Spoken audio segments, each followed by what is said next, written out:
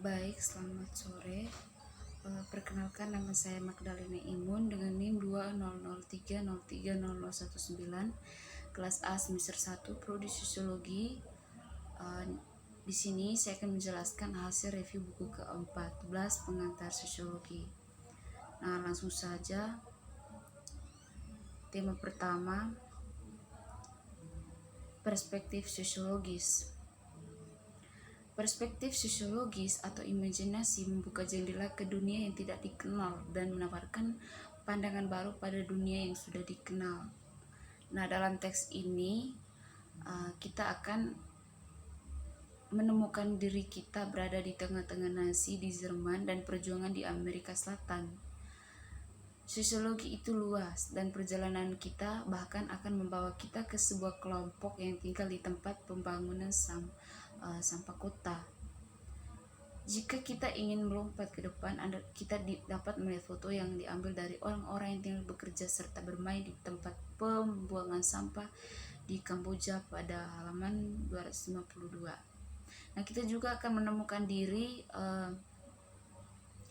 kita melihat dunia kita sendiri dalam cahaya yang berbeda. Saat kita memandang dunia lain atau dunia kita sendiri, perspektif sosiologis memungkinkan kita memperoleh perspektif baru tentang kehidupan sosial. Nah, faktanya inilah yang menurut banyak orang menarik tentang sosiologi. Perspektif sosiologi telah menjadi kekuatan pendorong dalam hidup kita sendiri sejak kita mengambil kursus pengantar sosiologi sebagai mahasiswa baru di perguruan tinggi. Nah, kemudian tentang budaya. Apa itu budaya? Nah, konsep terkadang lebih mudah dipahami dengan deskripsi daripada dengan definisi. Misalkan, Anda bertemu dengan seseorang remaja putri dari India yang baru saja tiba di Amerika Serikat, bahwa budayanya berbeda dari budayanya segera terlihat. Nah, kita pertama kali melihatnya di pakaian, perhiasan, riasan, dan gaya rambutnya. Selanjutnya,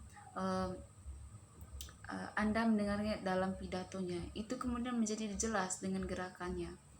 Nanti kita mungkin mendengar dia mengungkapkan keyakinan asingnya tentang hubungan atau apa yang berharga dalam hidup.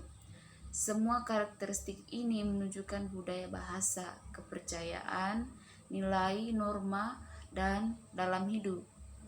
Nah, semua karakteristik ini menunjukkan budaya bahasa, kepercayaan, nilai, norma, perilaku, dan bahkan objek material yang diturunkan dari satu generasi ke generasi berikutnya. Nah, di Afrika Utara dikelilingi oleh budaya yang sangat berbeda dari budaya kita. Itu terbukti dalam semua yang kita lihat dan dengar. Nah, budaya material hal-hal seperti perhiasan, seni, bangunan, senjata, mesin, dan bahkan peralatan makan, gaya rambut, dan pakaian sangat kontras dengan apa yang biasa kita lihat atau kita dengar. Tuh.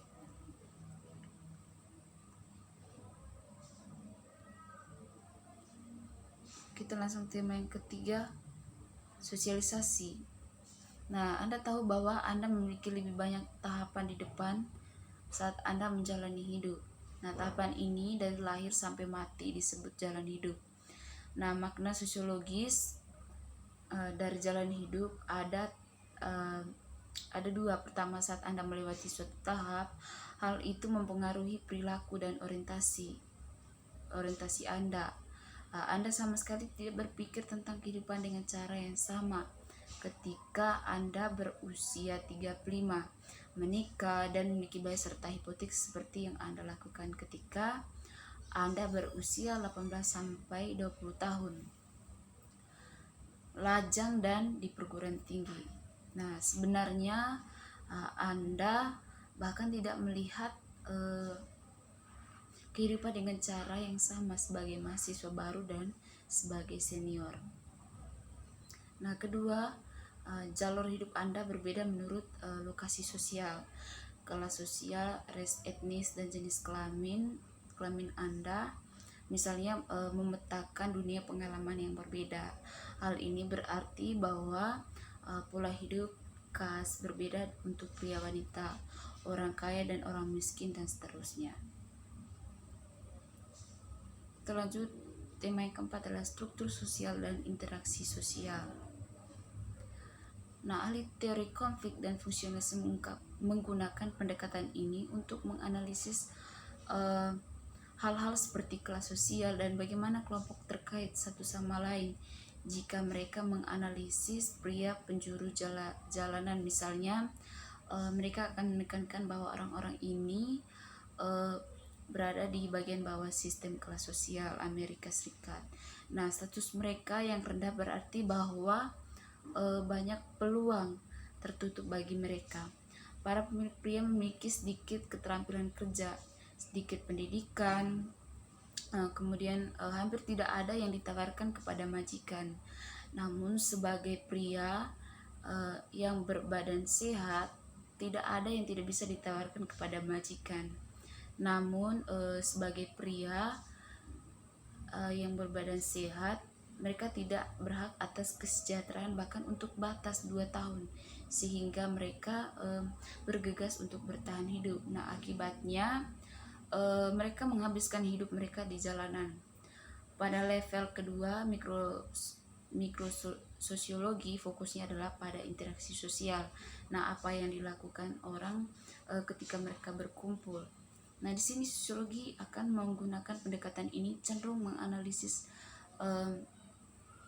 aturan laki-laki atau kode-kode untuk bergaul, strategi bertahan hidup mereka. Nah, bagaimana mereka membagi uang, anggur, atau sumber daya apapun yang mereka miliki, hubungan mereka dengan keluarga dan teman, di mana mereka menghabiskan waktu, dan apa mereka melakukan di sana, bahasa mereka, urutan kekuasaan mereka, dan seterusnya. Mikrososiologi adalah fokus utama dari interaksi simbolik, karena fokus yang berbeda dari makrososiologi dan mikrososiologi menghasilkan perspektif yang sangat berbeda. Nah, kita membutuhkan keduanya untuk memperoleh pemahaman tentang kehidupan sosial. Kemudian tema yang kelima adalah bagaimana sosiolog melakukan penelitian. Nah, di sini sosiolog melakukan penelitian di hampir setiap bidang perilaku manusia. Secara makro, mereka mempelajari hal-hal yang luas seperti hubungan ras, militer, dan krisis ekonomi global. Nah, pada tingkat mikro, mereka mempelajari hal-hal individualistik seperti pemeriksaan panggul, bagaimana orang-orang berinteraksi di sudut jalan, dan bahkan rasa malu. Sosiolog mempelajari biarawati dan pelacur, polisi dan penjahat, serta semua jenis orang di antaranya. Faktanya, tidak ada perilaku manusia yang tidak memenuhi syarat untuk pemeriksaan sosiologis. Apakah perilaku itu rutin atau tidak biasa, terus ini terhormat atau menjijikan, menyenangkan atau menjijikan, dan apa yang terjadi pada Barbara dan Raymond. Kemudian juga merupakan topik penelitian sosiologis yang sangat valid. Meskipun gagasan khusus ini sangat akurat,